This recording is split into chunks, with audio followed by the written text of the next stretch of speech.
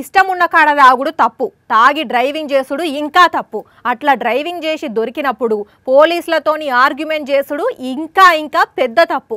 అయినా కూడా గీడో బీరు తాగిన డ్రైవరు పోలీసులతోని ఏం వాగుతుండో చూడుండ్రి.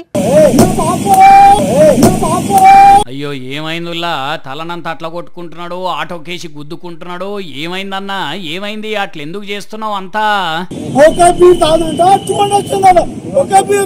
అర్థమైందానుల్లా, ఈయన ఒక్క బీరు తాగితేనట పోలీసులు పుల్ల పెట్టి చెకింగ్ చేస్తే 200 పాయింట్లు చూపించిందట రీడింగు. గంతే. ఇక అంతెందుకు వస్తుంది, నేను ఒక్క బీరే తాగినా కదా అని ఇంత ఆగమాగం చేస్తున్నాడు. హైదరాబాద్ అన్నది ఆటో డ్రైవర్ అట.